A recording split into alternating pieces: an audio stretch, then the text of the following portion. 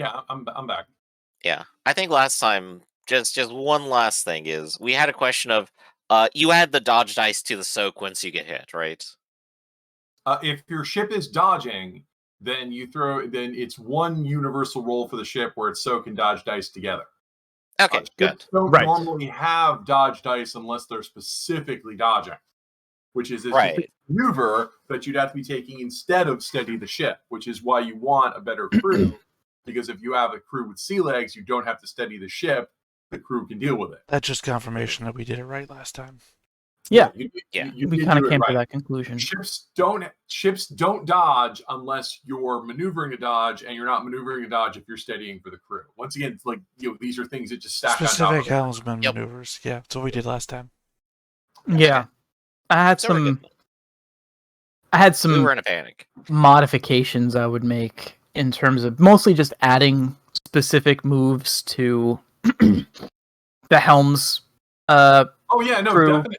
In fact, go ahead and start adding those and making notes about them. The one nice thing about the menu system is it's extended. You can just if you can think of stuff we didn't think of, you could just say, well, this is worth 2 or this is worth 3 and put it on the list. This is I think last time we were thinking about evasive maneuvers. You want to stay in the fight, but you want to dodge. So we were using the escape bonus dice for that. Okay, yeah. Yeah. You can do, and that's kind of like a defense against people were complaining recently about D&D saying, well, should we be able to disarm because disarming is a special ability? It's like, well, no, we put this on the chart.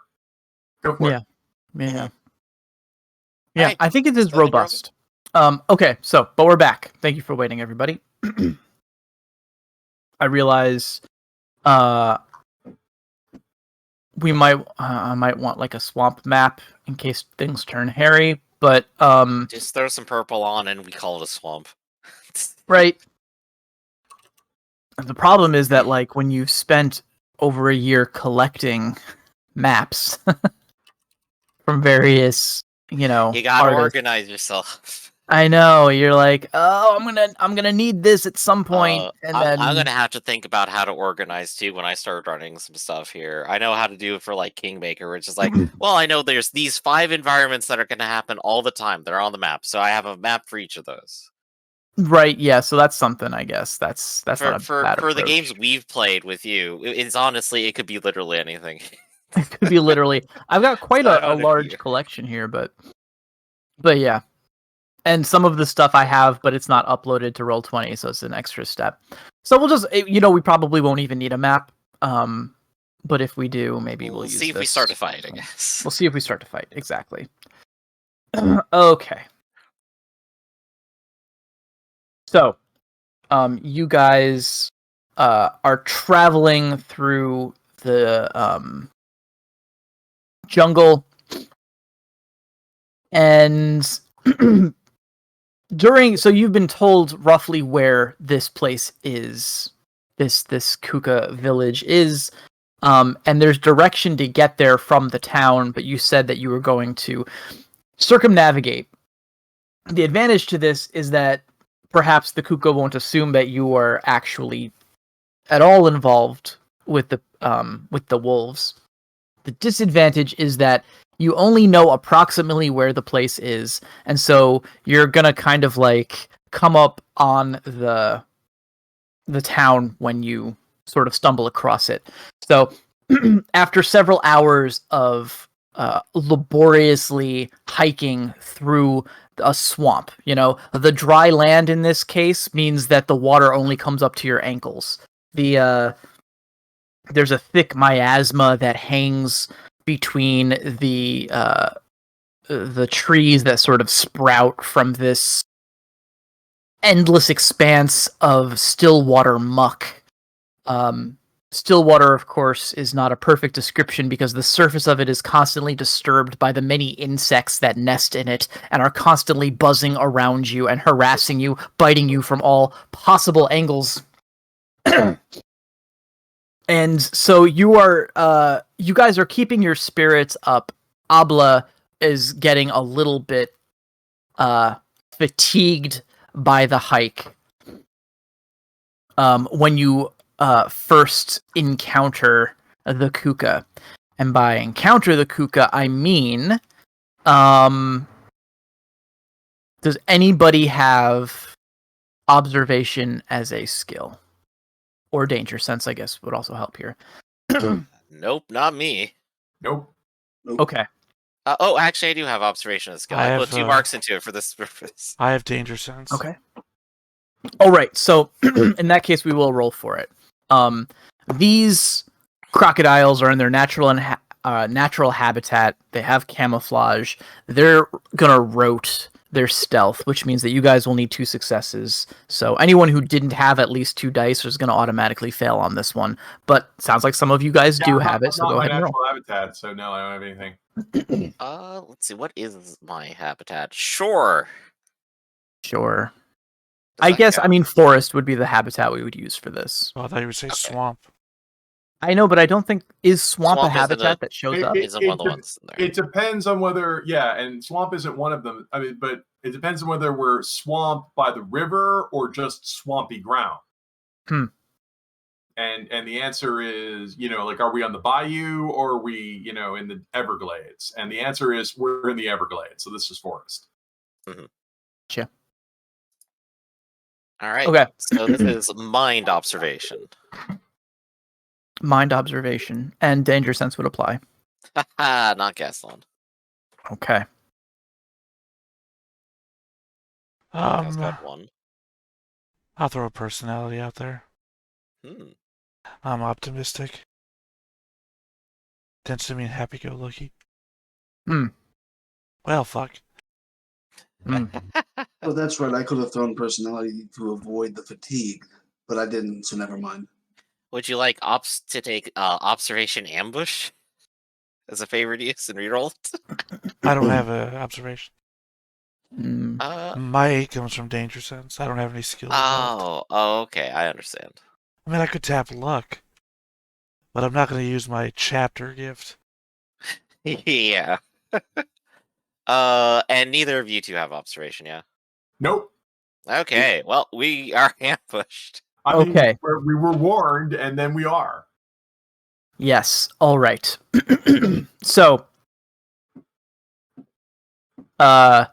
you can hear movement, the stirring of water, and as you glance around, all you see are gray slime-colored trees and boulders and moss and like clumps of moss basically floating on the surface of this water that you're wading through. And you only realize too late that several of these boulders and clumps of moss are in fact the large crocodiles, the kuka. They begin, how are you guys? So I know that Gaston is wearing his robes, right? His wizarding robes. How's everyone else equipped? Did you guys decide to bring loot to pay them or not? What was the... We bought some coins and wallets. Yeah, we decided to bring money. Other than that, we have our personal gear. Okay. In that case... I always wear kelp armor. I probably am not bringing 5 guns to this. I'll speak for yourself. I say I always wear kelp armor, which is why I laughed when they said you'll leave and only the clothes on your shirt and your back. It's all I ever have. I don't have anything else. And they'll take it. I have at least 3 guns on me at all times. All right. So, suddenly you hear whispering, like jeering whispers in the back of your mind, and I will have everyone is going to resist, but we're going to do this in sequence because we've got multiple attackers. So, the resist rolls that you will make will be mind and will versus 3. Okay. So just to clarify, we're being ambushed. You are being ambushed. Yes. Okay. So we failed the observation rolls. Yes. So now the next step is we do get initiative rolls. Oh, okay. But the trick is we don't know where anyone is, so we have to roll 7s or better, which Captain Cow, having danger sense, might actually pull off. Might actually do. Okay, fair enough. Okay. So we go ahead and roll our initiatives. I cannot beat 7 or better. I'm definitely not ready. Okay. And I rolled 2 and 1 again. Very good. It's a red letter day for Captain Cow. There's a lot of low rolls today. And nobody botched. In fact, if Abla botches, Abla would start the fight reeling, and Abla's fatigued, so Abla would fall down in the swamp. Yes. So just to clarify, all of our hands are empty because we're moving around the swamp, pushing on trees and stuff. Okay. Yep. Then they start blasting us. All right, pick somebody to blast. All right, we're going to start with Gaston, and the leader here is going to start with the largest dice pool. So they're rolling 3d8s. You are resisting. Mind, will, and anything else? It's Usually just mind skill and will versus Just mind 3. and will. Yep. Okay. This is mesmerism. This is our favorite green and purple Ooh, magic 2 spell. and 3. I'm just nothing Wow. today. On 6 dice, no successes. All right. Okay. Is it mass mesmerism or just mesmerism? This is just mesmerism. There's multiple attackers, but the lead attacker targeted Gaston because he looks like a magician. And Gaston, you are mesmerized. So let's talk about the mesmerized condition. Actually, let me see if anybody else succeeds here. So the rest of them are rolling If you don't 2d6s. hit all of us with it, it's going to be dangerous because friendlies can order people out of mesmerism. On the other hand, if you hit a significant number of all of us with it, we're boned. Exactly. So that's why this is a group attack, right? So everyone's getting their own, is being targeted by their own mesmerism attack. We'll see how many of you guys get hit or not. So let's do, so I did Gaston. Let's do the Madame de Fernot next. All right, bring it. So it's, what did I say? Mind and will? Yeah, it's mind and will. All right, we're rolling. I got 1 success. Wow. I'm gonna have to throw my personality in on that because I can't let you control my mind. Because Did you? Oh well, this is weeks later, right? Okay, so your personality's back. Yeah, that's right. Okay, yeah, I can't let you control. You have resisted. Good job. Personality-wise, you're too horrible to be mesmerized. What? Yeah, you're too horrible to be mind controlled. I peered into her mind, and it's just the worst. Liberty. That's the first word. Yep. Okay. All right, so the next one we'll send to Abla. It looked like Abla was going to write something. Wow, that's a botch. Congratulations. All right, so Abla is fully resisted here. And Captain Cow will hit you next with 1 success.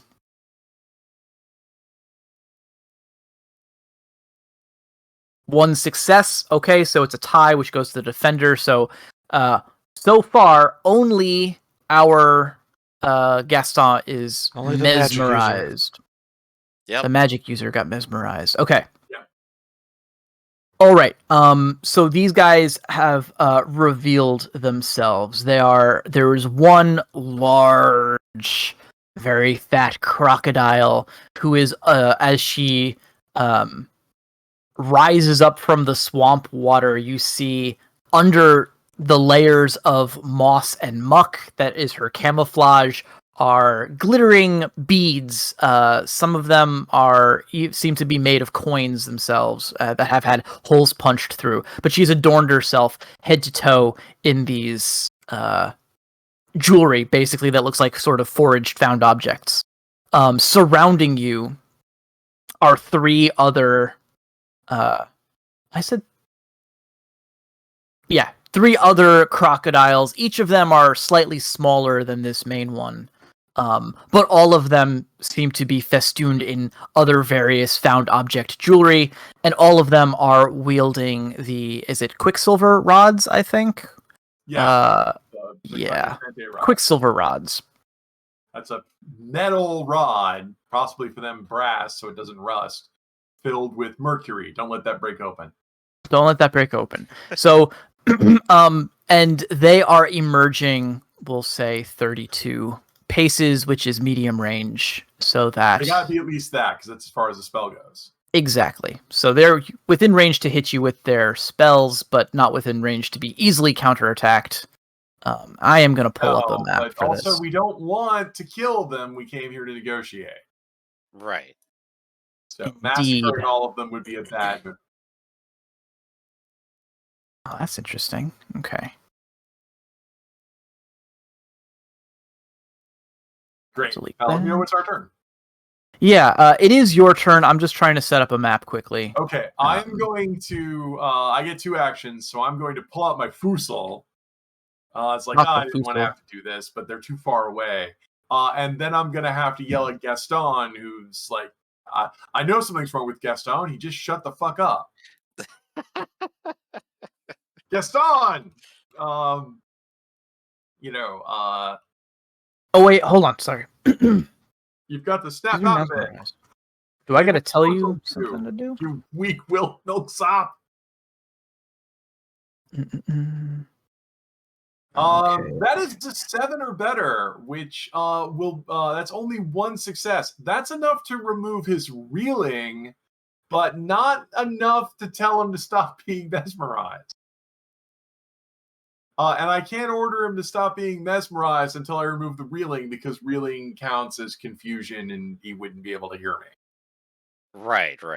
So I can remove the reeling, but I can't, but you're still mesmerized. So someone else would have to spend a rally action to get you out of this. I'll guard and rally. Not care. And I'm done. That's it. Because I have to get my gun out because I was caught totally by surprise. Rally's will and leadership, right? It is. He's rolling the 1 die. Oh, no, you got 2. There we go. So I assume that gets him out of mesmerism. Yep. Because someone who's mesmerized will take orders from anyone, including friendly people. Right, so I guarded and I rallied, so that's me. If they had hit all of us with it, this would have been a bad day. Yeah. I guess what they were trying to do. Indeed. So, okay. So that was a success. I'm a little... Okay, no. This is my first time actually tangling with the mesmerized condition. It doesn't come up a lot. It's Doesn't come up a lot. In Ironclaw we made mind control difficult, more so than Dungeons and Dragons, for reasons I'm not going to get into right now. So they hit Gaston with it. Gaston, his eyes glaze over like he's hypnotized. I yell at him, but I can only remove the reeling because losing to an attack means you are reeling. And then, I guess Cow yells at him some more, and then he goes, and you can just say, don't, snap out of it. And since you ordered him to snap out of it, he snaps out of it. Oh, wait, what just happened? I feel, oh gosh, there's people killing us. Unless for some reason you don't want to be. No, I think I do. I'm not here to I will go ahead and choose to ready my rod and then guard. Okay. Yeah. That'll help me out defending for magic, so this is good. Because I'm guessing what these jerks do is they show up, hit an entire party with mesmerize. Some of people freak out and leave, and the ones who don't, they keep. And so it's kind of funny. And if it doesn't work, it's a mystic spell. It's only people who get hit by it and resist notice it. So, which was everybody here. Everyone is actually perfectly aware because all of you resisted, and I have the actual supernatural ability to notice. And I'm only aware of the one who zapped me and the fact that you got weird looking. But I mean, yeah, if they did this right, they could have hit half a party with it, freak the other half out. But we're player characters. We don't just give up. Yeah. What about Abla? Abla's going to ready her addle and guard. Yeah, we don't want to just unload on them. So their ambush has resulted in a bunch of people now guarded together. Yeah. Okay. All right. They could just fuck off for all we know. That is true. If this was entirely opportunity and the goal was to get us all mesmerized, now's probably the time to just book it. Well, I mean, I don't know whether they might choose to parlay with us, but another thing is another popular thing to do is show up, blast everyone. Oh, it didn't work. We'll just run home, and then if we get to their house, they can say, "Oh, we never cast any spells on you. We don't know what you're talking about."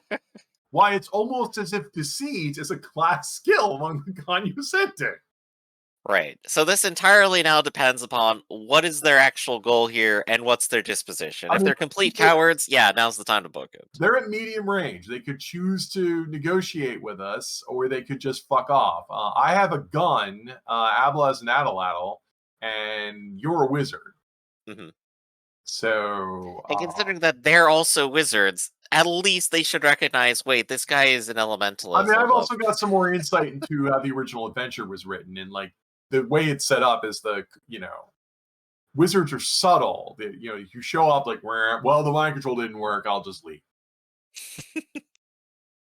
Yeah. I feel bad after you went through all the trouble to set up this map. I know. It is what it is. What it is. But we need to throw the madame down here too. and the scale is the thing, and all of this nonsense. Yeah, Anyway. I mean, you have to admit that it solves a lot of your problems when people show up and you just mind control all of them. It's like, well, that solved our problems. Right. Yeah. Yeah. I think they'll probably, with this failed attack, they will probably retreat. I mean, that's the point. They're stayed far enough away that they could easily retreat if it didn't work. So they'll bloop. Native to the terrain, and you probably also have local area knowledge, which gives you a D12 if we decide to come after you.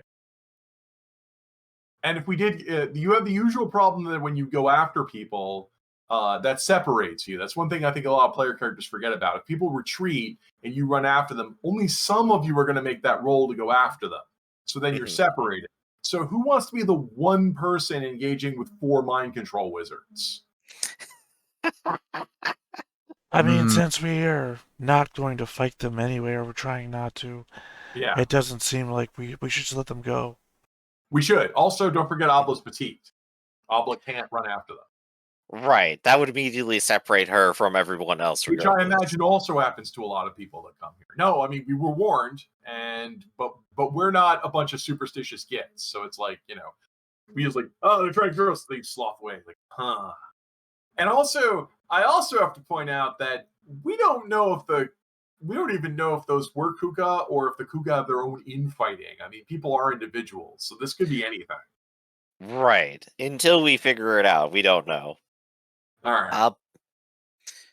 So, Red, you said they have fled, and we are choosing not to pursue. Right. Yes. No. So now you're alone in this horrible fetid swamp. Okay. Well, we should let's take inventory. Like, I make sure. Obla, are you all right? Did they do anything to you? Look at me. Look at me. How many fingers am I holding up? 6. Obla's fine. Hold up, I need to check if I'm fine. And Gaston just reaches for his wallet, jingles it. It's like, yes, I'm good. Oh, yeah, they didn't steal our money. That's good to know they don't have a spell that steals money at range. Man, that would be the most popular spell, wouldn't it? Jesus. Yeah. We'll call it Mage Hand. I am now developing such a spell. Hold up. I was thinking about Diablo's telekinesis, but yeah. Oh, okay. In Diablo 2, they had telekinesis. You used to grab loot at range, so you'd be in the rear and stealing all the loot because it wasn't instanced. Oh, they did that in Diablo 1 too. Yeah, I know. Oh, that was in Diablo. I forgot. Yeah, it was. That was my favorite. Who's grabbing all the loot? So, all right. Well, I say we press on. I mean, we were warned about this, and then it actually happened. Right. We do still need to actually discover the village here, which undoubtedly they're probably fleeing somewhere in that direction. Yeah, now that we're not chasing them, let's follow them. Yeah. All right. Store our weapons and go. All right. As you continue on, you're almost, as was warned, what you think you're approaching sort of like a rock protruding from the muck, and you're almost on top of it. You're probably like 12 paces out before you correctly identify this rock as actually a constructed home that seems to be, again, half submerged in the water. In fact, as you approach, there doesn't seem to be any sort of, even though it's constructed of wood, it doesn't seem to have any doors that you can see, but perched atop it, quote-unquote sunbathing, though there's very little sun to bathe in, you realize that another one of these large crocodiles is sprawled out, and she will call to you, as she kind of like rolls over languidly, and she says, my, travelers, haven't you strayed far from the path? She's speaking to you in Tradewind's Pidgin, but heavily accented. Gotcha. I see everyone is eager to talk to them, so I guess I I'll was about to say, since someone's going to talk, I'm going to go ahead and get out my patu, which is my stick, and shove the Commodore forward. Cow, Sorry, you're up. I was just having recollections of the Gator from All Dogs Go to Heaven. Sure. Yeah. Okay. Big lipped alligator. Yes. In charge. So- Ah, yes. We met with your welcoming party. It was a very fun time. Welcoming party. I don't think you're speaking of any of my acquaintances or comrades. Um,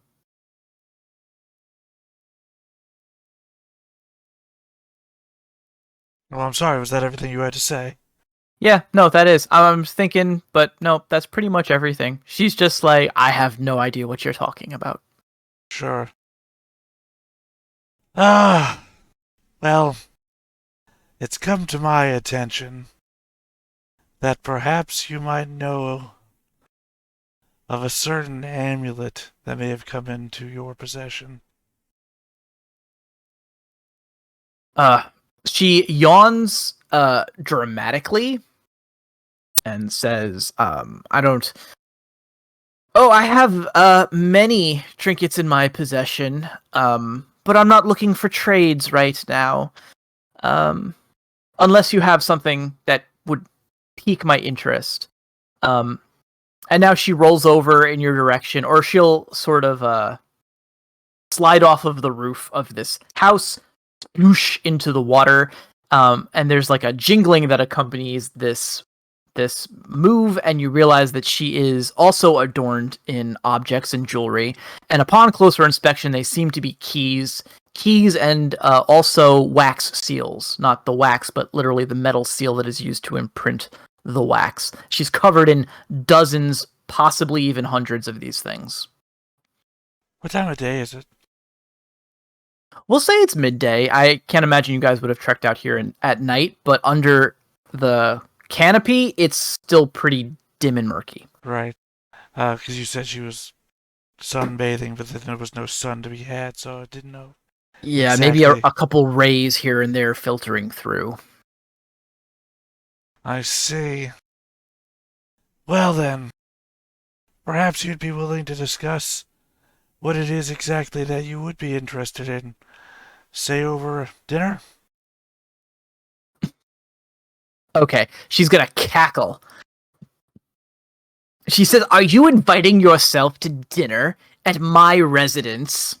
No, How rude. sorry. I had heard foreigners were rude. Sorry, I could see where there would be misinterpretation there. I'm inviting you to dinner at your residence. Are you supposing I don't have better things to do with my time? I take a long look around at the pool, the sunbathing, and then, yes. I, in fact, don't think you could find anything better to do with your time than me. Well, she puts on a huff, which also seems like very overdramatic. Well, shows what little you know.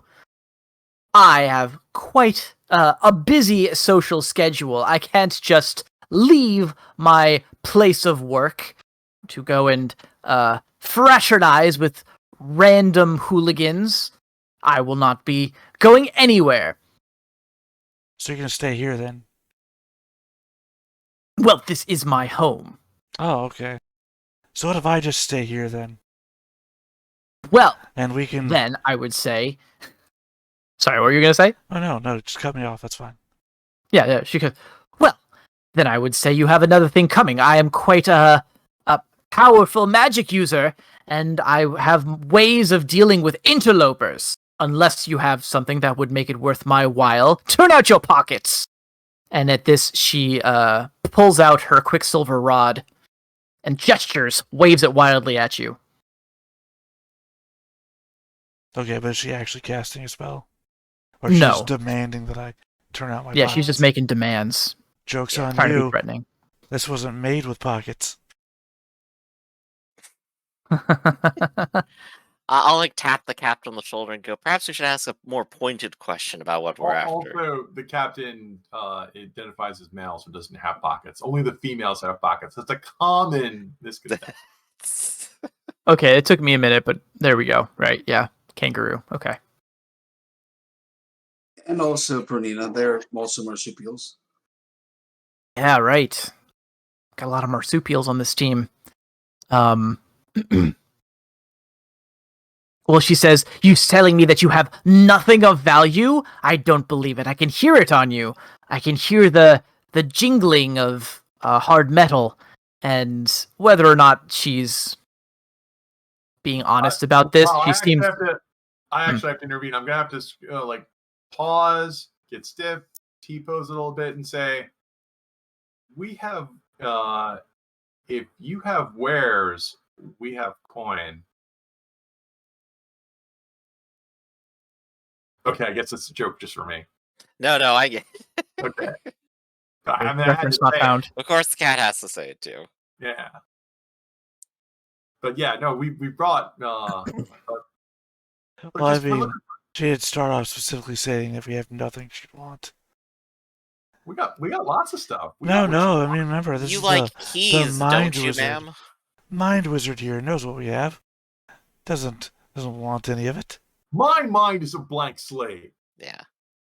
I'm asking them. You like keys, don't you? Like a He baby. says, like a baby. She jingles like the bracelet of keys on her wrist, and she says, what do you think? Well, I happen to have a few keys myself, and this one is to my very own home. Interesting. Come closer. Indeed, She in the gestures. Barbarossa Township, in fact. Not that terribly far from here. A few islands over, of course. You give him the key to the city. Months later, some crocodile showed up. Yep, you come home, there's a Gaston, crocodile on no your couch. intention of ever going back to Barbarossa after bad-mouthing it for 2 weeks is like, you want the house? There you go. Okay. Are you going to approach with this key? I will. All right. As soon as you come within arm's reach, she's going to snatch this key away from you, or try to, unless you try to resist. I will attempt to resist. I will hold on to it for as long as I can here, real quick. Okay, let's do some contested body then. Who are we looking at here? Body D8. Or, speed. I mean, this is a speed. Let's do body and speed. Why not? That's a freaking 8. And I'll roll a d6 as well. I have an 8 high. All right, yeah. So you snatch it away from her, and she gets... she hisses from the back of her throat. Well, certainly we can have a fair trade. Fine. What is it that you want? Well, we are looking for an amulet. An amulet. You'll have to be more specific. Let's see. We got the description earlier, which I think was that it's kind of weird and it has a lot of crossings around the side of it and such like that. So I'll try to describe that to her as best as I can from memory. Okay. She sort of nods along to the description, and she's glancing as you're talking. She's glancing between you and the key. Apparently, this key is a really good key. As keys go, it's a real sexy key, and she just can't keep her eyes off of it. So she says, "Stay right here," and she dives into the muck. And you can see it seems that she is swimming into some underwater passage into her home, because from within the building you can hear clattering and jangling and splashing. A moment later she returns, but she returns empty-handed. She says, so, I had a pendant that matches that description, but it must have been stolen by one of my treacherous sisters. I do believe that she has it. Yes, in fact, I've seen her with it not long ago. I can tell you where to find her and where she keeps such things, and you can go speak with her or take it from her, just as she stole it from me. But I would need that key first as payment. Clawed nails. I think we can have a fair trade for that. The key for the information. I'll just toss it up to her. Oh yes, she snatches it out of the air and just like turns it over in her hand. She's looking at it from every angle. Yes. She snaps open the ringlet of her bracelet and clips the key on, and just marvels at it. And in fact, you have to kind of like get her attention again. Yeah, draw her back to reality. Eventually says, yes. Well, Bead Stringer will have your pendant. She lives not far from here. Not a 10-minute swim, perhaps longer for those of you without good swimming legs. She takes a jab at your feeble legs. But she says that I must warn you that Bead Stringer is a loud and raucous type.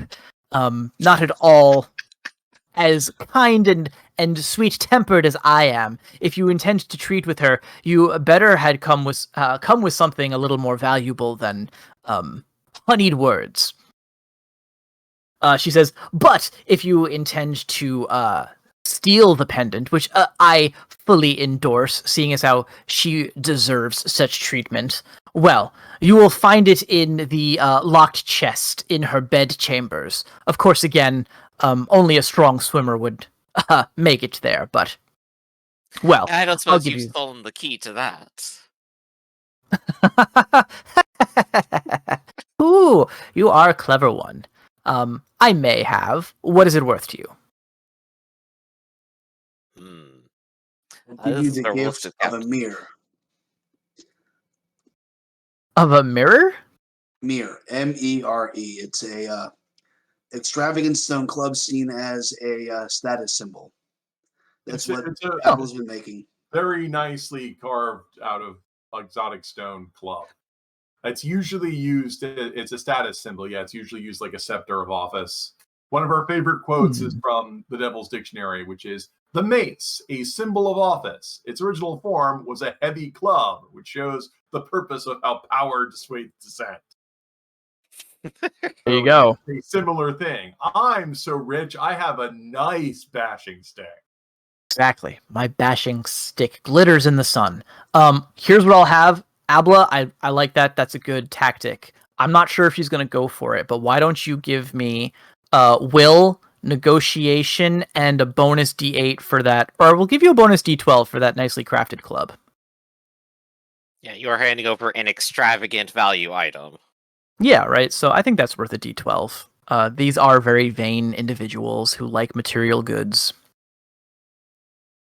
And even if it's not her thing, maybe she could like trade it for someone. Hey, 2 successes. She says, deal. And she pulls a, I was going to say an earring, but do crocodiles have ears? Probably not. She's got like a crown, like a headdress or something. They have those weird ear pads that are behind the eyes. Yeah, I don't know if you would pierce one of those, but we'll say that she has. Most definitely not. You did, right. So you're a crocodile. You got plenty of scales. Lots of scales and stuff. She's got a headdress made of keys, and she roots around in it, and she pulls out a tiny golden key, and she will hand it over in exchange for this club, which she holds up and appraises, not as like hungrily as she appraised the key, but still appreciative of its fine quality. She could get many keys in exchange. So there you go. She says, I think this was a fair trade. Well, a generous trade on my part, we'll say. But anyway, as I have mentioned earlier, I am quite busy. You can find my sister by following the Green Moss Path. It is, again, 10-minute swim in that direction. Best luck to all of you travelers. Now I must return to my business. And with this, she climbs back on top of her hut and lays out in basically the same pose you found her in. Ah, wonderful. Just this straight Morrowind meme. It's like, I have a business to attend to, goes to sleep.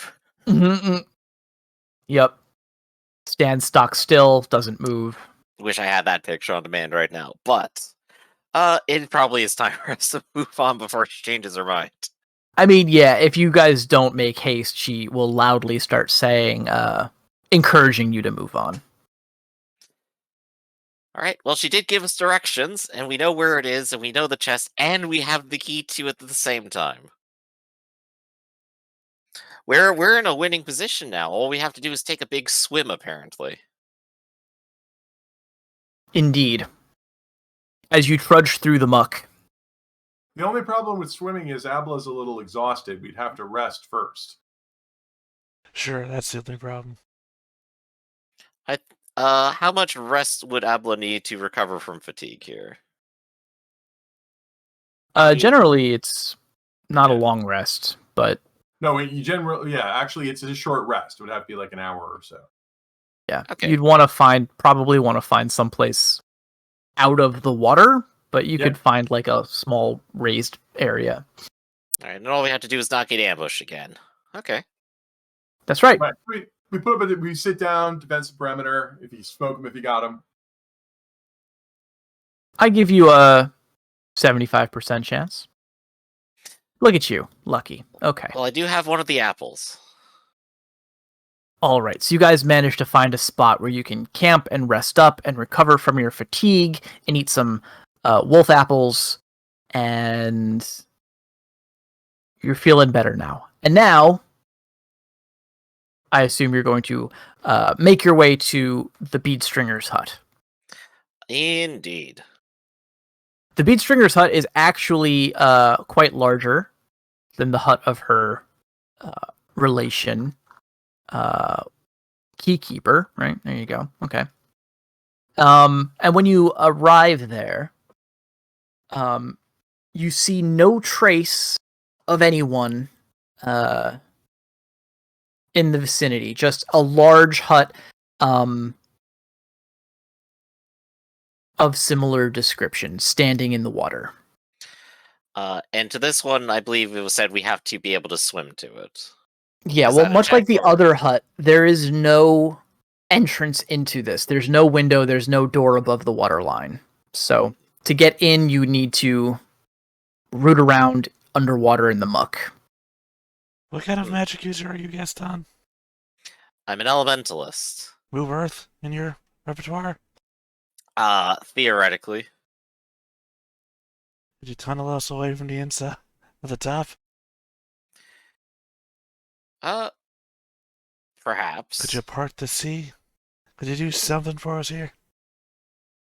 So, I guess let's go ahead and try first. Let's do the Captain Cow friendly plan first, where I'm going to attempt to move Earth first to see if that is within my ability to create a safe path for the captain. Move Earth. Earth is body and digging, so I will be rolling that as a stunt, essentially, here. Sorry. I assume Move Earth is just...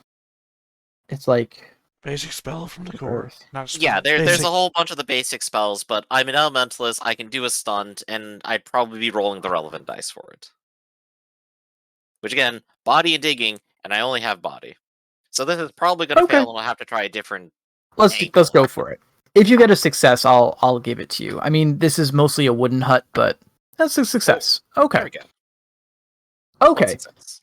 So, the hut is primarily made of wood, but it is also a combination of moss and swamp slime, and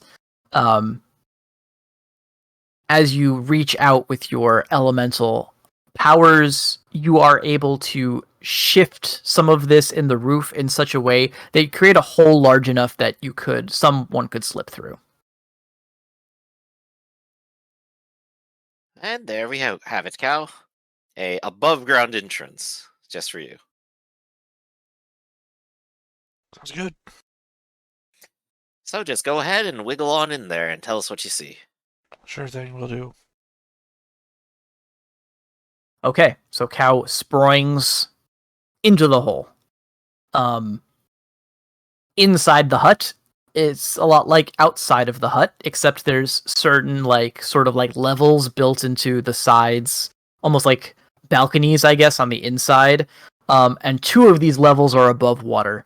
And as you look down into the water, you can see that there's more levels below. But it does appear that the level that contains a sort of bed hammock is above the waterline, and that beneath this hammock there is what appears to be a chest that matches the description and fits the key that you are handed. as you use the key on the lock, jimmy the thing, you can get it open, pop the lid. In this lockbox, there is a large collection of strings of beads, pearls, glass beads, all of them on these long strings. And near the bottom of this box, you see there is indeed a pendant that matches the description of the Merryweather's pendant. It is circular, and it has an opening in the center, so it almost looks like a some sort of like nautical instrument, maybe used for like aligning on a star chart or something. Around the edge of the circle, there are tiny inset points, angles that seem to point at something in the center of the circle. There's a large one at the top that has a N for north carved into it, and as you examine it on the back, you can see written, inscribed around the back edge of this circle, Dunwasser, exotic trade routes, and a date. A date that is Can't read. Doesn't matter. Oh, you can't read, so it doesn't matter. So you wouldn't know this information, so never Might mind. as well be with the inscriptions on That's the okay. inside Just of the One Ring. there you go. As readable to me as this is to my character. Fair enough. So you know there's The writing one on it. compass to rule them all, huh? Weird. Yep. And it's on a fine golden chain. And at this point, while this is happening from the outside, the rest of you hear movement in the water, a splishing and a swishing, and you can see that there seems to be a very large ripple, punctuated by a snout and a big fat tail that is swishing back and forth, as making a beeline for this hut is a quite large crocodile festooned with beads. This is probably the time to point out I have a beryl necklace, which is in fact a bunch of pearlish kind of beads. What kind of necklace do you have? Beryl. That is what Beryl. the water magicians wear for their amulet. It's a green precious stone. Oh, I got you. I saw some that were kind of pearlish when I was looking at images earlier, Yeah, but greenish probably works. Yeah, they're kind of green. But also, the name of your great grandma. Yeah. Yeah. Okay, cool. So you do have something that is rather bead-like in your possession. Mm-hmm. And with that approaching, noticing, well, how obsessed they were with keys before, I'm going to go ahead and take my necklace, and I'm going to shake it and dangle it in the air. Oh. I believe I have something you might like. And I'm just going to see if that draws them out. Okay. Note to self. Wizards are a bunch of creepy weirdos. But I already knew that. All right. The nose flicks upwards into the air in your direction, almost as if it can smell the shiny precious stone in your hand. And with startling speed, this large creature explodes out of the water, we'll say within short range of you, within 12 paces. Mm-hmm. And she is indeed the crocodile that you crossed paths with earlier. As she stares down at you, again festooned with this beaded jewelry. She says, "Oh yes, we meet again. And it looks that you have something precious after all." She grins wide. It's a toothy crocodile grin. Mm-hmm. And she says, "You have strayed far from home, little bird." True, but only in search of giving tribute to the one who deserves it most. Ha! She chortles and says, "Yes, well, it is rare that someone provides me with tribute that piques my interest, but this will do nicely." And she doesn't step closer to you. In one hand, she has her rod out at the ready, and with her other hand, she extends it and beckons you to come closer with the necklace. I will go ahead and approach to save the other two who are standing here outside the hut, and the one who's inside the hut. So I will go ahead and do so. Indeed. Now we'll say at this point she has her back to the hut. Cow, if you want to try to make an escape out of the same entrance you came in from, I will say it'll be a stealthy maneuver. But I would give you a bonus for this distraction that has been set up currently. I don't know how much longer the window will be open, though, for you to do this, but just keep it in mind. If you come, Gaston, if you come within snatching range, she will snatch at the necklace. Otherwise, I'm sorry. I will allow her to snatch it, because I'm trying to keep her distracted. All right. She holds it up to the faltering light through the canopy and seems very pleased as she turns it around in her fingertips. She studies it for a moment and then says, "This is nice, but on closer inspection, perhaps not perhaps not exactly as valuable as I had hoped. Did you bring any other tributes for me?" And now she's glancing at your companions behind you, searching them for pretty beads. I'm not sure either of them are wealthy enough for pretty beads, are they? I don't have a lot of pretty beads. Abla, what about you? I have a bandolier of gunpowder. Abla could certainly make pretty beads, but I don't think she has any on her right now. Right. So the only thing I could offer up is I could offer a bunch of what are called minier balls, which are basically tiny little steel balls. That could be actually, since precious metals are short here, maybe that could actually be visually interesting enough for her. Well, they're not. Well, they're not. Yeah, and actually, they're mixed with lead. You're really supposed to shoot these into people. Right. Yeah. Are they large enough that you could potentially like string them as a bead? Since they're lead, you can beat them into different shapes. You could pound them flat and then. Why they were banned in the 90s in the US, but wait, why were they banned? Lead miniatures and lead toys were banned in the 90s. Oh yeah. All miniatures these days are made of pewter or resin. I'm old enough here to actually own lead miniatures. Oh wow. So, I don't know. It's nice. You can bend them back into place. Pewters will just break, whereas lead is malleable. Yeah. The old Ralparthas, were those lead? Yeah. In fact, Ralpartha is local to me. So. Then for a short period of time, I also had some. There you go. Yeah. Oh no, I don't. We could talk about that later. That's the only. But it's the shiny metal enough. That's the only thing I would have that would pass for beads. As you can see from my picture, everything else is scarves. Yes. Well, I'll give you the same roll that I gave Abla. So I would say if you want to proffer the beads or the balls. What was that? That was. I think it was will, negotiation, and I'll give you a D8 bonus for your non-extravagant item. Here you go. Okay, that's a success. All right, it piques her interest. I have to have for beads.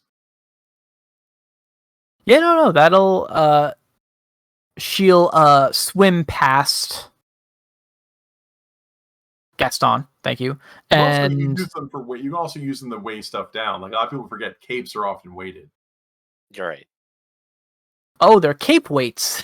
No, these are literally lead shot. This is literally what it is. Remember I said I have 3 guns on me? I have Fusilier's trappings. I am armed. Yep. All right. Well, so she'll sweep over to you and pick up one of the little balls and bite it. Here. And she'll say, Tasty. yes, I suppose this will do as well. Yes, delicious. So she'll scoop up these shot as well. And then turn to Abla. And you, my lost lamb, what do you have to offer me? If you come bearing no gifts, I'll simply cast my spell on you and use you for manual labor to pay off the debt you owe for your trespassing. Out of character, I have a stone's worth of encumbrance that I was going to use for just carrying rock to make weapons with. Right, you have like all the obsidian you're using. Yeah, so could we say that she's instead carrying a few of the mirrors she's been making so she can do the same deal she did last time? Yeah, you carry various shearing stones. If you're saying that it's not stone that you have gathered, I guess you really haven't. You haven't taken time to gather stone, right? So that's fine. I've got the extra encumbrance to carry, maybe some extra mirror for trade since we've been on shore. I think that's perfectly reasonable. All right, and because it's probably not something she wants, unless she likes pretty shiny stone, then same roll, but with a bonus D8 instead of a D12 this time. Up to you. If you want me to give me the D12 because it's a big strong item, then yeah. Yeah, I think it's more like it's an item that has obvious value, even if it's not value to her. It has obvious trading value, so it's something that she might take. So I'll give you the D12. Again. I would like to note we've just heavily armed the two competing wizards in the area against each other, so this is also hilarious. Yep. Oops. Looks like I'm boned. Uh-oh. You know what? I don't want to be manual labor, so I'm going to throw my personality on this. Okay. I'm stubborn. She's going to take this or else. Hey, there it is. Okay. Your insistence on the quality of this seems to sway her, and she says, okay, fine. I suppose this will have to do. And she takes it and gives it like a cursory glance, kind of a dismissive glance, but she'll tuck it under her arm. And she says, very well then. It has a lanyard hole. You could wear it around your neck. That's fine. Fine. She slips the lanyard around her neck. This is... Yeah, it comes with an easy carrying strap. And truly as wonderful in person as we have heard in stories. Very well, then. I suppose you are too scrawny to be useful for any of the tasks I have laid out anyway. Very well. You are still trespassers, though. I accept your tribute in exchange for your lives, and will allow you to leave post-haste. Then I suppose we should, as you command. And now we get out of there. Gasol will fly faster than everyone else. Get out there first. Okay. Did amulet yet? What was Cow's exit strategy? We do need to cover that. Yeah, during the distraction. During the distraction, okay. Cow, you want to give me body speed? And if you have stealth, you could take stealth. Body speed, stealth, open to other. Well, you said there would be a bonus for the distraction. Right, and a bonus D8. Yeah, no stealth. Best of luck. Oh. 2 successes. Not bad at all. Okay, so you guys have sufficiently distracted her with this tribute. And while that's happening in the background, you can see Cow, pulling himself up through this hole in the roof. Slinking away. Slinking away into the water on the far side. And, creeping away. You guys all leave under the stern gaze, or the rest of the party leaves under the stern gaze of Beadstringer, but she doesn't make any moves to stop you. And yeah, you managed to make it out of there with the pendant, even though you're traveling considerably lighter in terms of other precious possessions. All right. So assuming Captain Cow can make his way around and we rendezvous together, we gotta get out of here. There is a time limit before she realizes she's been robbed. This is also true. In fact, that's great. I really like that. So, yeah, you guys are gonna book it, right? Try to book it. Oh, absolutely. I wonder. I kind of want to roll. Like, I want to know if you guys make it out of there before, like, if you can get out of chasing range right before they realize what happened. That's kind of the roll that I want.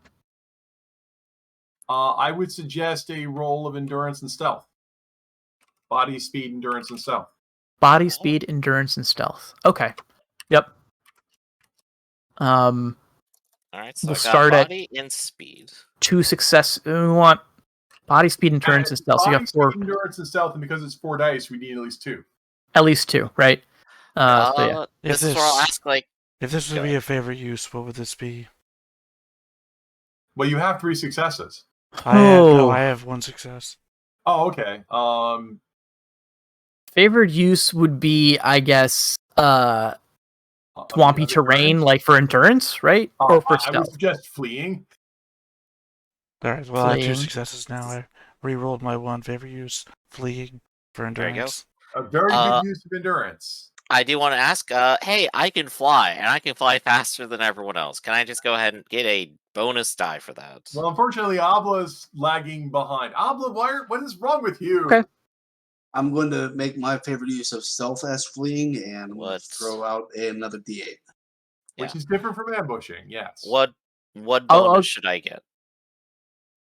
I'll give you a D12 for flight. I think in this case, flight could get you considerably far. Weather sense dice. I'm out of there. Yeah, weather sense would also make sense. Right, that's true. Well, in the future we'll do that. But yes, good point. That's 2 successes for Gaston. That's no successes for Abla. That's how I see a lot of dice. I don't know what we're gonna do about Abla. I have 2 successes. Okay, a lot of dice because I rolled my stealth, and then I was the first and then one you to rolled roll. Yeah. Right. Which just looks like I have a lot of dice. Yeah. Get back then. All right. So Abla is kind of like lagging behind there. So that was 2, 2, 2. You guys are shy 2. We can't abandon Abla to the witches. They'll enslave her. Like, do things. Yeah. So you hear so you hear a scream. I was gonna say like a roar, but I don't think crocodiles roar. But you hear a scream of rage as crocodiles rock. Sure. Beadstringer has discovered that she's been robbed, and is now making great haste after you all. And although most of you are pretty much far away, you can see that Abla is fallen behind. I will chuck the amulet to Gaston, who's flying away, to ensure that the amulet, no matter what, gets out of here. And then I'll turn around and start leaping back towards Abla. Excellent. Yeah, I also can't abandon Abla too. I will also turn around. It's like, Gaston, get this to safety. We'll catch up. Okay. You guys, thank you. Oh, you guys. Hey, camaraderie. Right. Gaston, you're flying to freedom. Our Commodore is there. Abla is there. And we're going to pull out some crocodile tokens. Yep. Note to self, Abla is not a swamp person. I can't swim.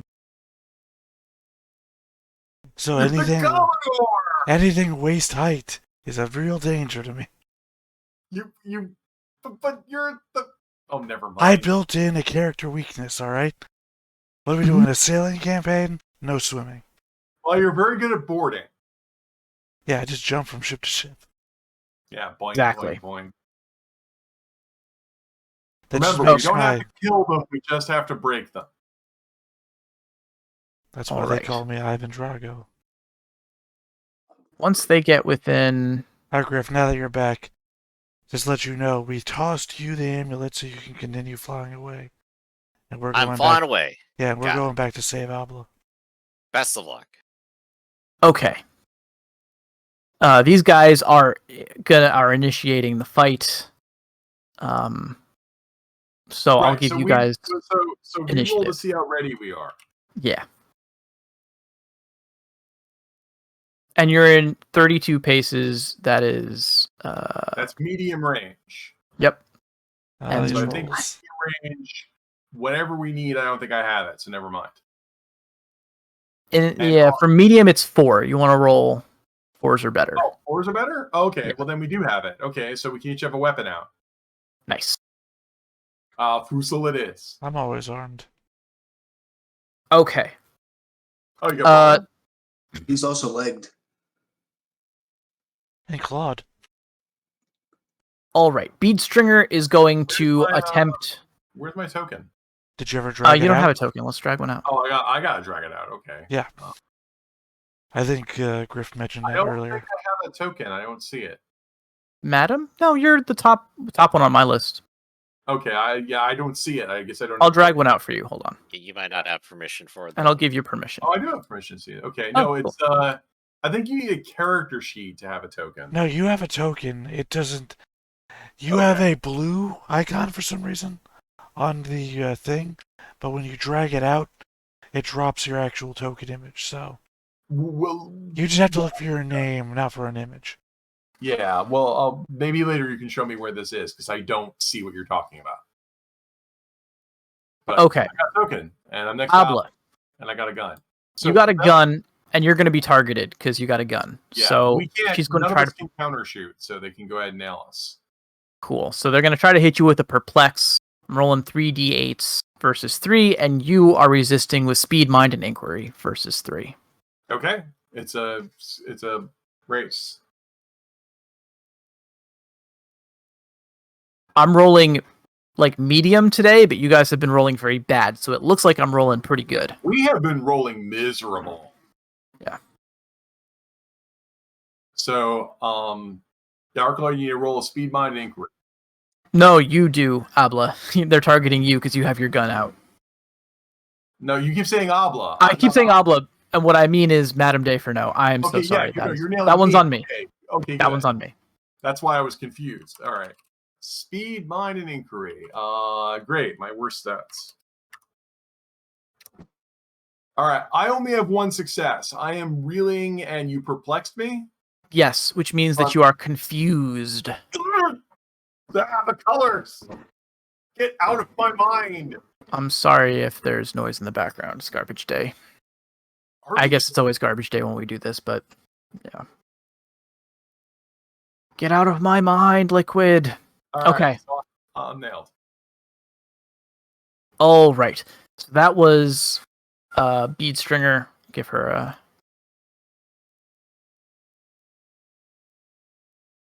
nameplate. Badoosh. Okay. And her buddies are, we'll assume that they attacked as soon as they moved within range. Her buddies are kind of just out of range though, so they're just going to guard, and we'll have, and that'll be it for my turn.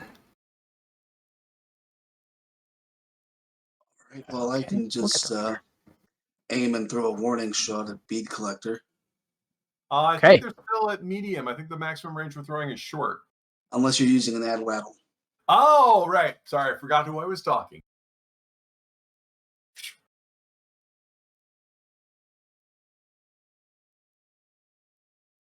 Indigenes represent.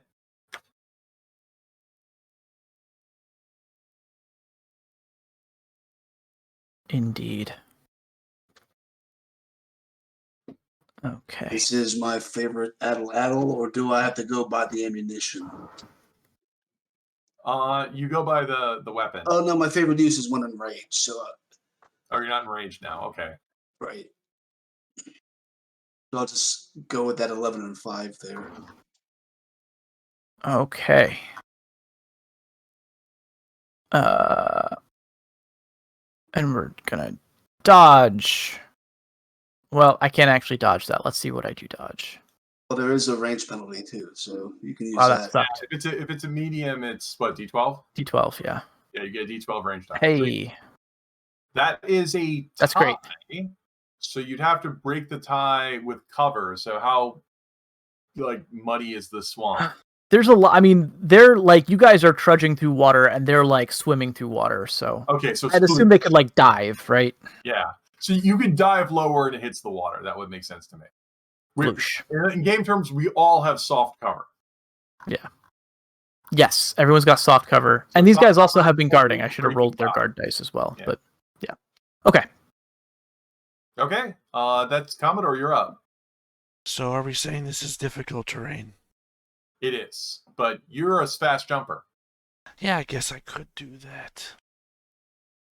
Do you have any ranged? No. Okay. My original plan was to dash and run, because that could get me 31. But difficult terrain, I guess, means jumping would be better. Well, I don't think you can jump that far. That's the problem. You don't have a salmon leap or anything like that. But you can just move 17. Yeah. Yeah, I'll move 17 and go reeling. Okay. And guard? No, this would require both of my... Oh, okay. For some reason, there's dots. Well, I guess somebody looking at my token. What's it say right now? Commodore Cow. You don't see me moving? Nope. No. Damn it. For some reason, something's covering up the numbers. I assume that says 17 right there. There it is. Okay. Oh, wait. I have that sounds right. I can... Yeah, 17. For some reason, it's like 3 blue dots appeared over top of the numbers that show you how So far you're measuring. that happens to me sometimes too. I don't know what that is. Sometimes it changes if you change the scale. Although now it's not happening to me, so I don't know. It doesn't happen with the measuring tool, but it happened when I was holding and moving the token. Okay. I've been confused because I've been hit with perplex, and I need to wait for this to wear off. So I'm going to recover from reeling because I was hit with a spell and guard. And then hopefully at the end of the round, what gets rid of confused? Does anyone remember? I'll look it up. I think it's a roll to downgrade it. Let's see. Confused. At the end of round, you get to roll speed and mind verse 3, and if you get 2 successes, you remove confused. Okay. So yeah, and I did. So I'll guard, and then at the end of the round, I actually got 2 successes. So it's like, Yeah. Nice. You can also be rallied. I'm so mad. But you kept me from attacking for 1 round, so hooray. And you can do this an infinite number of times. Your gun. It's true. Yep. All right. So that's it. We're done. Okay, cool. Just one more thing before we move up to the other side. How deep is this, like, water-wise? Waist deep, I believe. So we are capped by our swimming dice then? Yes. Okay. Didn't ask when Abla threw their thing, so I figured I'd ask now since next turn I could conceivably be in punching range. Right. Yeah. Okay. Well, going forward, we will keep that in mind. If only you Okay. were a Marine, I say, smiling. Hey, I remember when you ran the Acoma test adventure and I almost drowned walking through a tunnel. All right. That's Rise of Evil, bad guys. Okay. Let me see here. A dash of 5. Before, yeah, that won't get me close enough. And I'm a mage, so I want to mage you guys. So yeah. So we will recharge Perplex. And we're gonna move her back. We're gonna dash back. That'll get her 6. Puts her here. And her minions are going to close, so they're not going to... should they guard? Move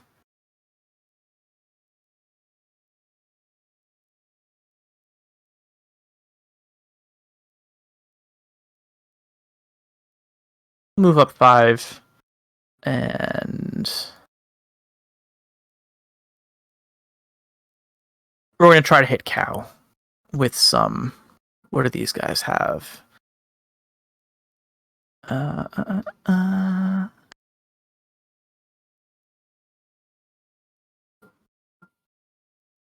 there's 3 of you.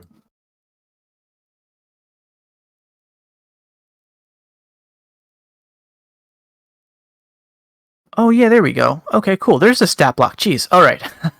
These guys do have a stat block. Great. Oh, good. So I'm looking for they have Kuka Traveler. So they've got like a minion stat block because I've been just adjusting the elite stat blocks, but I can use these. And that means that these guys have short bows with Rux arrows. That means, but okay. Teeth. +2 at near range. Cool. Made from teeth. Critical. So we'll take shots with these. So they moved, they're not guarding, and they're gonna take shots at Cow, who's still not at near range, but Brooks arrows means they have arrowheads made out of teeth. What's my that's cool. Range bonus? Let's see. These guys are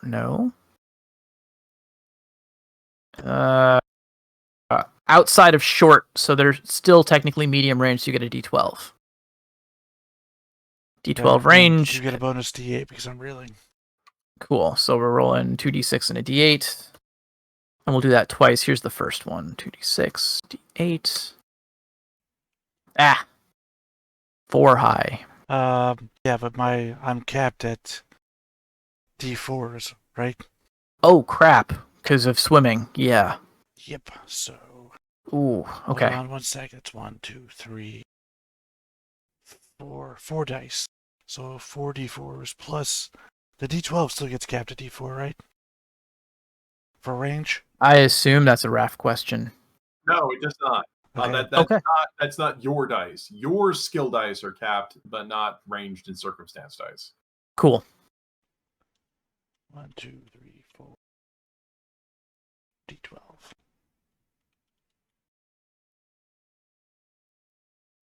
There we go. Okay. Wow, that range die came in clutch. Holy crap. Okay. We're going to do that one more time.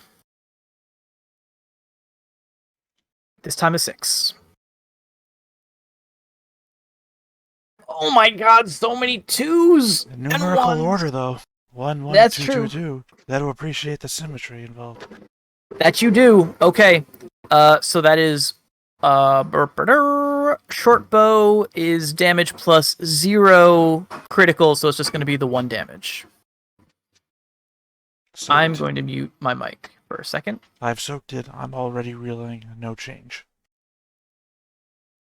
I feel like what I'm doing out here is that I'm leaping forwards, right?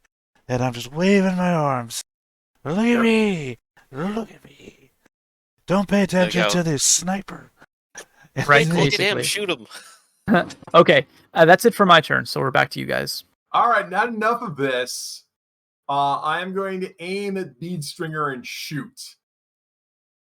Because it's like, you started it, then you're going to get it.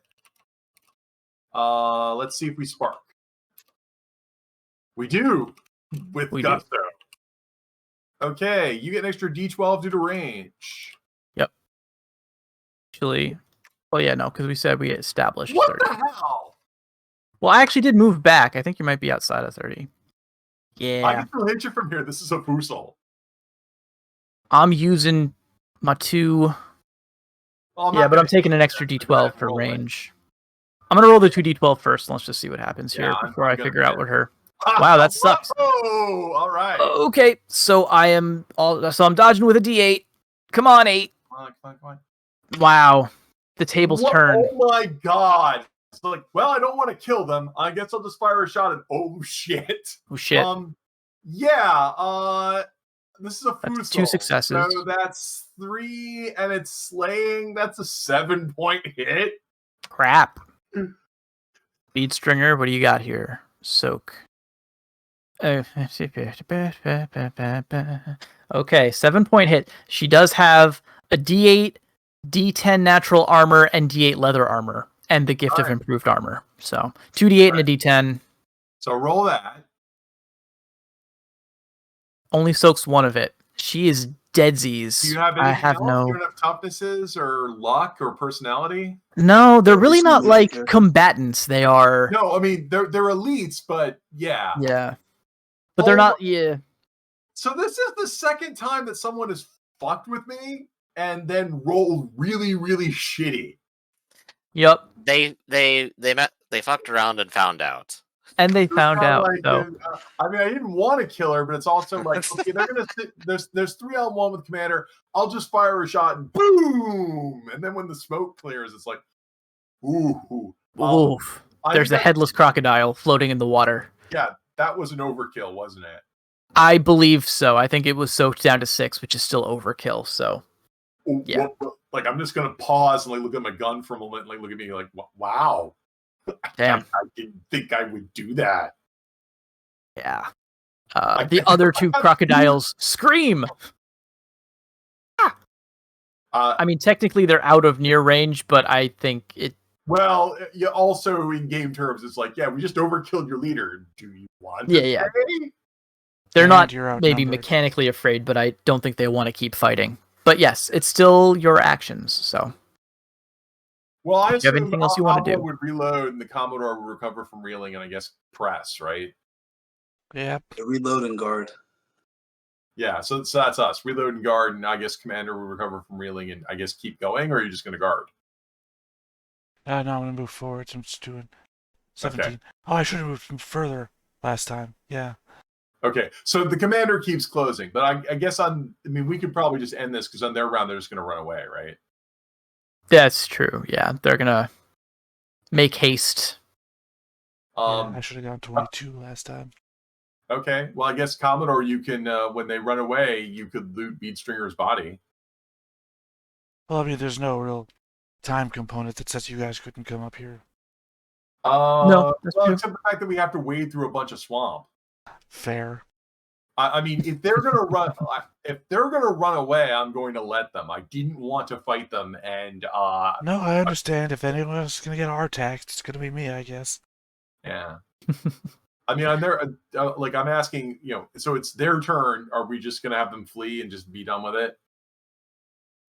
Yeah, no, yeah. On their turn, they're going to flee. All right. Well, but Take Commodore, their you could loot Beatstringer if you want. Yeah, sure, I'll do it. Okay. Yep. What remains of the massive crocodile. Wait, wasn't there something like if overkilled, it like wrecks their gear? Probably just their armor, not the minor things. First of all, definitely ruins their armor. But also, like, yeah, their head blew off. So, it's. Oh. I mean, that's licensed to the game master too. If you want to destroy their shit, Yeah, I would say that there's still like a handful of saleable beads that you can scoop up. Yeah. Out of the gore. I mean, that real trick shot if you just your bullet just ricocheted throughout their body, hitting every valuable. I mean, that's usually a bigger deal if you kill them with wizardry, because then their bodies could be burnt or. Yeah, your gun used star magic. And like, what if it was a grenade? Like, overkilled is you like if the GM says, should their stuff be broken? Well, if they were overkilled, it was a horrible, messy kill. Yeah. So, yeah. So that's your call. No, I mean, yeah, I think it probably destroyed some of it, but I don't think there's any significant loot. She just has a bunch of beads and stuff. Yeah, and a lot of the beads probably don't actually have value. A lot of them are repurposed items. So grab the Quicksilver rod and let's get out of here. Hey, there you go. Okay. All right. Yeah. So you guys have Quicksilver rod, and you hike your way out of the swamp. All she had to do was let us go. All we wanted was the amulet. I feel bad. That was a terrible reason to throw away their lives. I mean, this was our second attempt. Once again, obviously, the spirits are on my side. This is the second time I've had an incredibly lucky break. Like how Red said, you guys are rolling terrible and I'm rolling about average. And then you had and then the total reverse. Yep. And the soak roll wasn't that much better either. Yeah. I mean, that was just shitty rolling all around. It was just like, wow. The lesson learned today is don't get shot. Especially if you have a saving gift. And I'm going to invest in more swimming. Okay. So where to next? Are you guys returning? You're returning to your ship? I mean, yeah, we got the freaking amulet. Yep. Okay.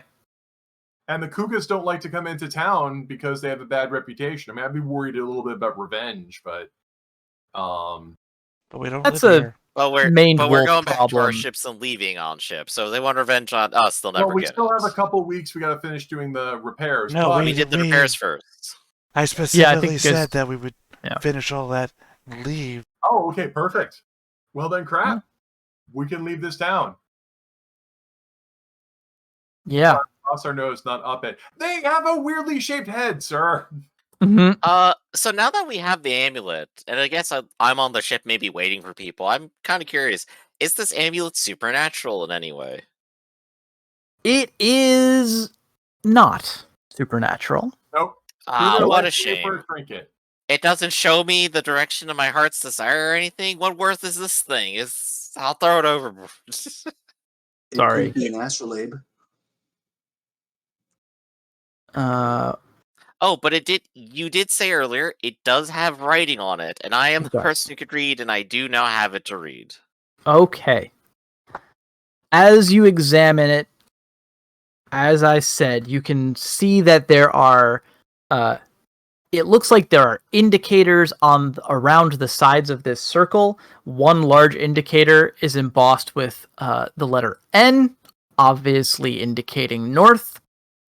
And on the back, there is an inscription that reads Dunwasser Trading Studies, Exotic Locales,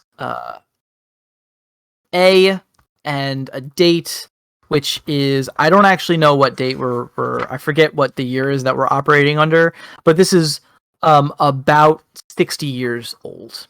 It's the year that is 60 years ago. Well, using a dating system that makes no sense to, I don't think any of us. Gaston, are you a native Calabrese? I'll probably say, yeah, I probably came from there. Okay, then yeah, because the Calabrese dating system of years after the miracle would only make sense to a Calabrese. We don't use that everywhere else. Mm-hmm. So as the one person who might understand that, I That's a go, fair oh, well, point. this is kind of interesting. So I suppose this was from the earliest adventures of the Academy out here into the trade winds. So this is a interesting and valuable artifact, but this is not magical or anything. So I'm uninterested now. Okay. Trying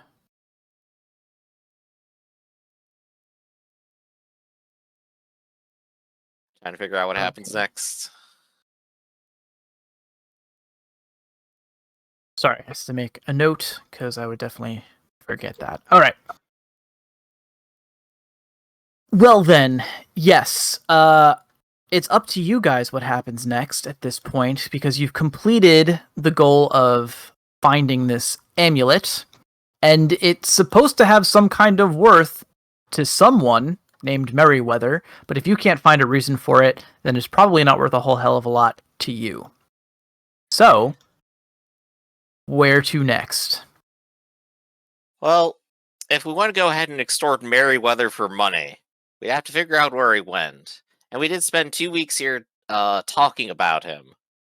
I think we did get a vague idea of which direction he was going last, didn't we? Or at least the letter may have indicated where to bring it back to. Probably, the one we had initially. Yeah. It would have. And this is a note that I would have made more than a month ago, so let me dig through my notes. Sorry. It's all right. It's funny that we're actually following up on it. Well, while you're doing Yeah, that, right? Shit, Griff just took his headphones off. Never mind. I had a question specific to our quartermaster, but he's not here.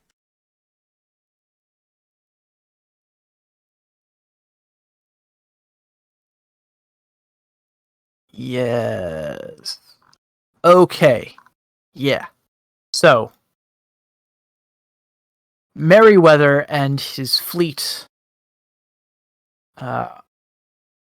were under orders to explore certain uncharted areas in the Southern Isles. this ship was supposed to rendezvous with them in the Bridgeal Seas, and they were going to travel together south, which on this map is to the right. Exploring.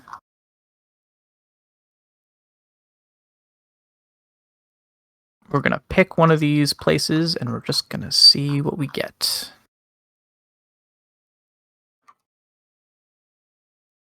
Inagara sounds fun. Inagara. Yeah, I like it. Inagara de Vida. There we go. I was going to say, I was having a Doors song in my head already.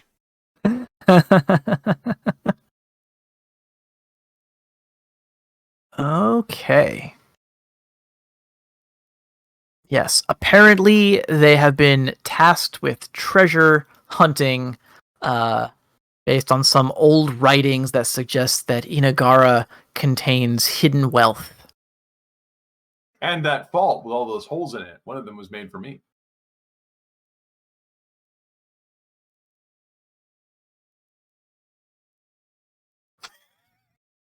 Hey, okay.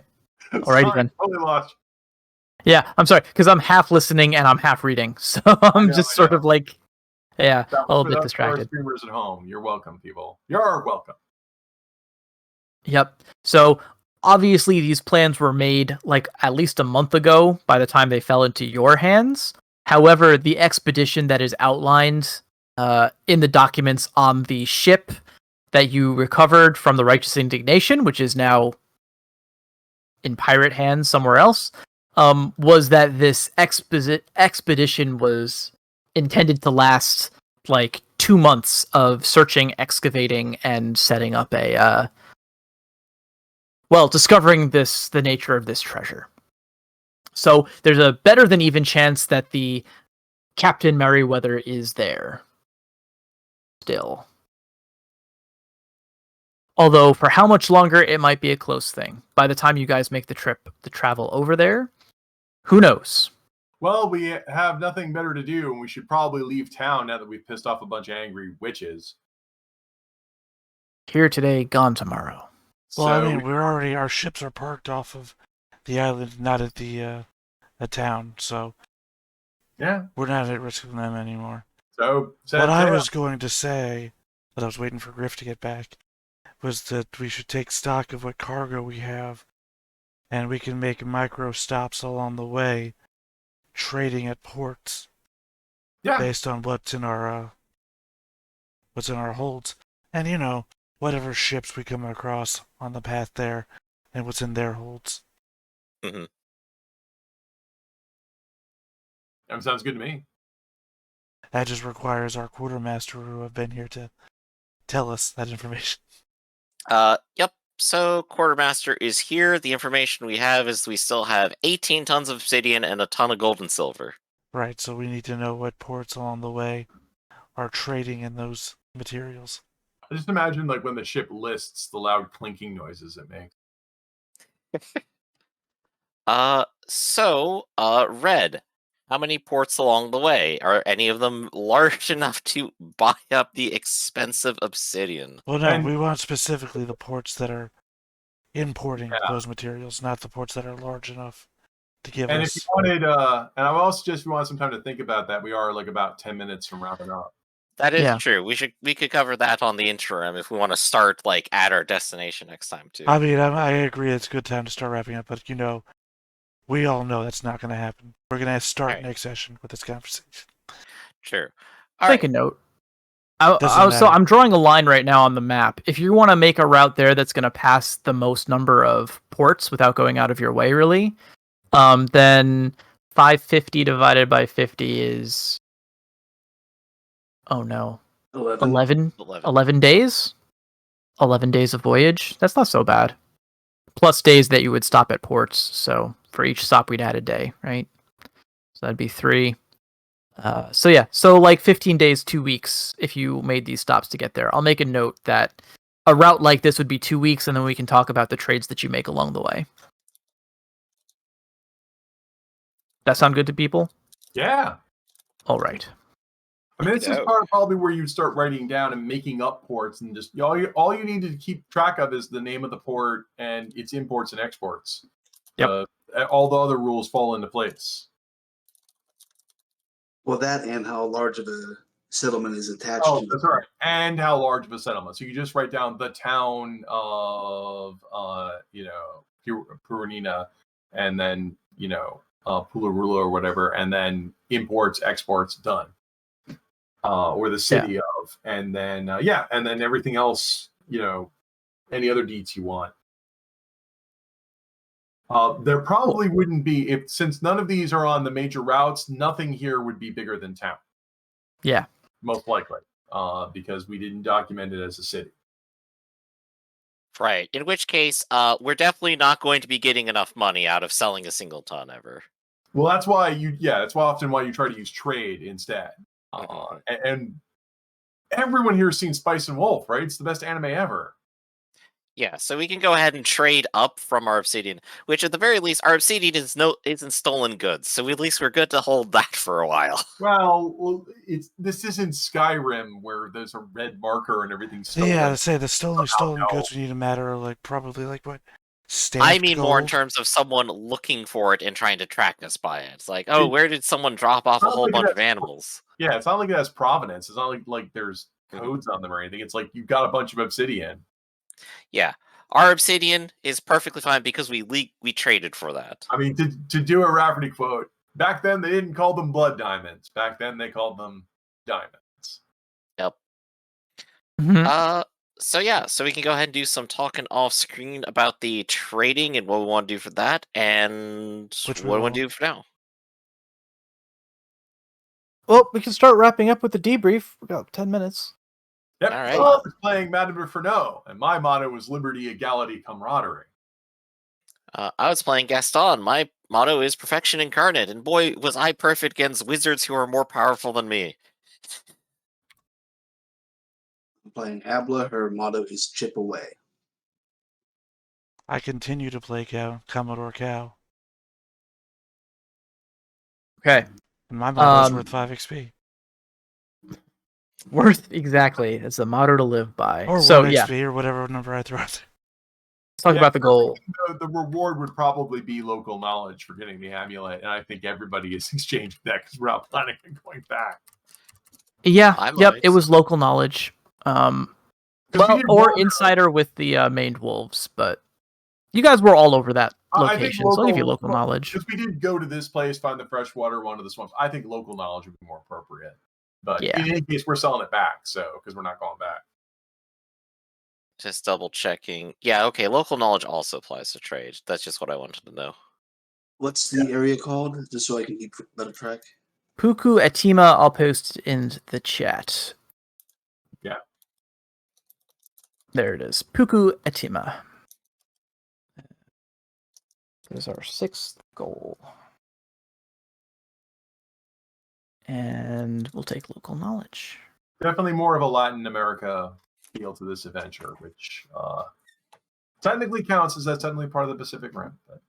Yeah, I want to. I think we've touched on a whole lot of variety of culture at this point, right? We've done the colonials and the people from Calabria. We've done some Eastern folk. These were that's why I'm like cranking up my fusil here. It's like, I didn't want to shoot anyone. It's like, okay, you're gonna make in trouble. I should have known better. You've already ensorcelled me twice, so I don't feel bad about that. Dude, nobody ensorcels you for a 3rd time. If I hadn't stepped out of the confusion, I wouldn't be able to pull off that shot. So once again, it's the thing that I think might spook people about. This is something I maybe wonder about a bit more, because Ironclaw has baked into it a large random element, because dice don't have a lot of swing, but they can. It's not like in D&D, even though the die roll can go from 1 to 20 on any individual roll, you still have like 80 hit points, and those slowly get whittled down. And I still have a plus 50 hit, and they have 60 AC, whatever. Right, and there's also the new thing of boss monsters just pass 3 saving throws just because they feel like it. So they have a lot more insurance against that randomness, whereas in Ironclaw, one random roll can just totally change your day. And that was like a 1 in a million shot. And personally, I find that kind of exciting. But it also means that you may have noticed that sometimes in our mentality, I can't speak for other people. I mean, I'll say I don't want to start a fight because there's a random chance that something really terrible could happen to either you or me, and I don't want it to happen, and I don't want it to be me today. It's the same reason I'm like, maybe we should talk first, and maybe I should run away faster than the rest of you. Right, which might, but I'm glad the game is honoring that. Like I felt today, it was like, yeah, you thought you could get away with this, and you fucked around. No, I'm happy with how it went because you guys were going into a hostile territory, but these people are not necessarily violent. They are exploitative though, right? So they would take advantage of you any way they could, and they tried, and they did take advantage of you in a couple ways, but you ended up getting what you came for, and yeah. So, and then one person died. That could have gone badly for us. If they confused a significant number of us, they could have grabbed one of us and run off with us. There's always that thing to worry about. But no, it was just, wow, I just lucked out. Mm-hmm. Yep. I think the thing that I learned today was that,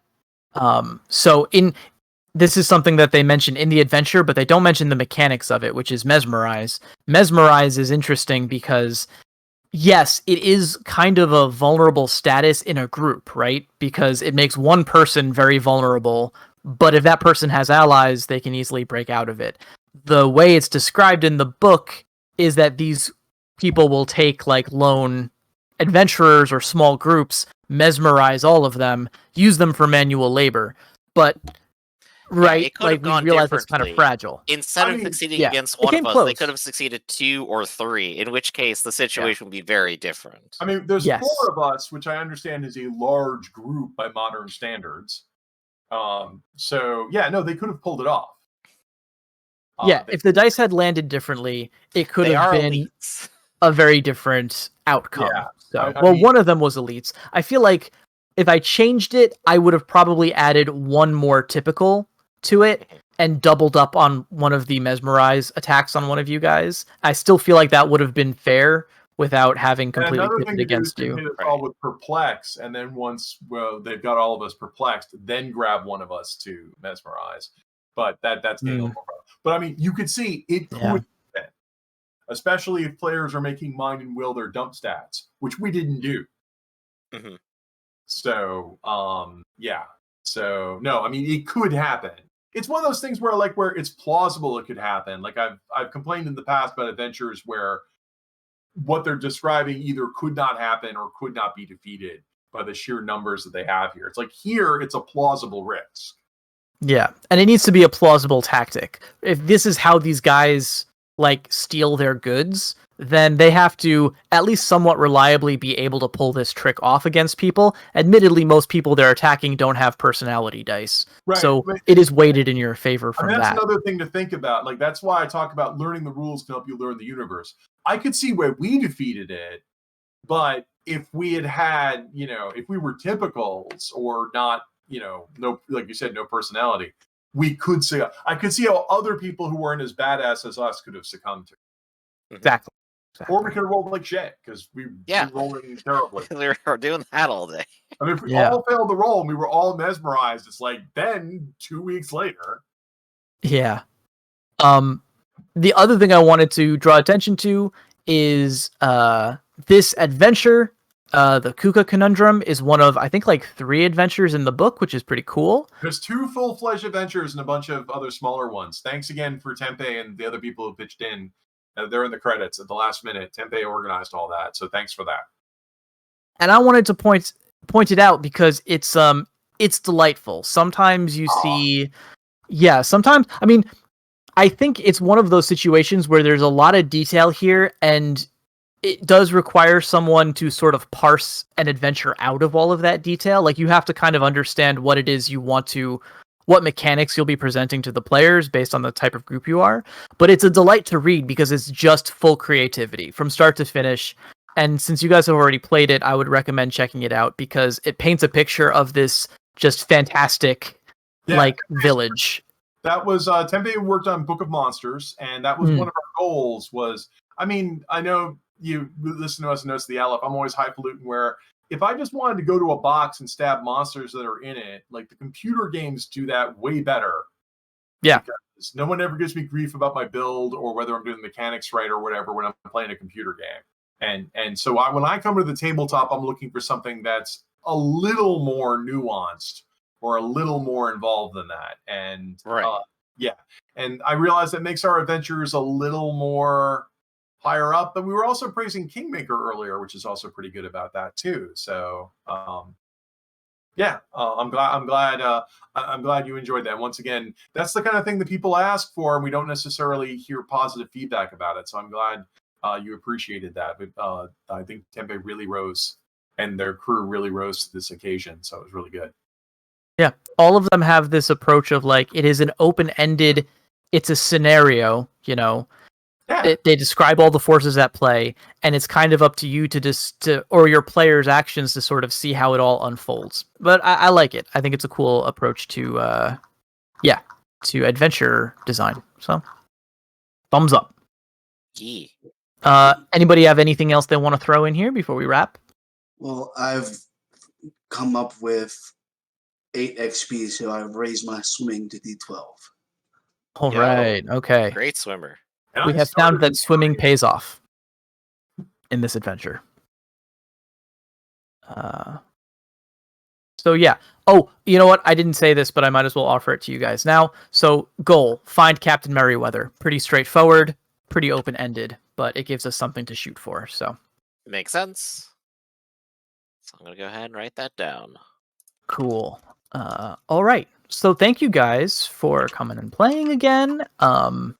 I'm having a good time with this campaign. I hope you are too. Mm-hmm. And I'll see you all next week. See you, everybody.